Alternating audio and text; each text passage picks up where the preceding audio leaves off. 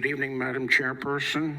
First, for the majority of council members who have stood by the CPO and the Gullah Geechee community, we thank you. This is a legacy issue, and you courageously stood by your convictions these past 3 years, notwithstanding the millions spent to convince you otherwise. You stood firm. You have our sincere gratitude. As mentioned, Judge Gergel dismissed the Goff developers' frivolous federal lawsuit. This after the state lawsuit was dropped by the developers. The purpose of the lawsuits was to give the developer leverage with counsel. This lawfare has now cost the taxpayers hundreds of thousands of dollars. And rest assured, this lawfare is not going to end. These people are crazy, crazy rich. And still, after almost 4 years, the owner remains in hiding. We should all be asking why. Given that they've now spent an unconscionable amount of money with multiple law firms to circumvent the CPO, it has to be readily apparent to anyone and everyone that this has been about the golf course from day one. The More Houses threat was totally bogus. It's only about the golf course.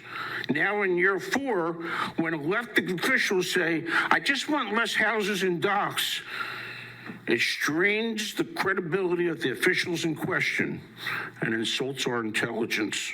It was a scam from the get-go, a big lie, and good people were duped.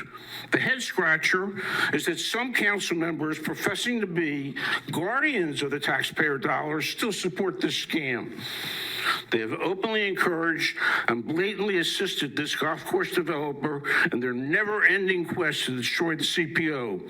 It has encouraged all this lawfare and needlessly cost those taxpayers a ton of money.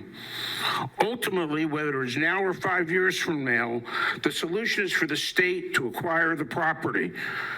That is the compromise. The right people stand willing and able to make this happen. Given the crazy money spent, the developer is very unlikely to sell to a real housing developer. The hurdles would be enormous.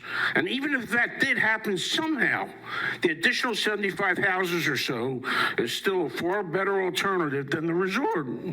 Thus, the only logical buyer is the state. I urge council to pursue this option. Please form a committee. Should the seller refuse to sell, so be it. However, the message needs to be loud and clear. The use of frivolous lawfare as a negotiating tool will not work. They bought the property knowing full well a golf course is not allowed.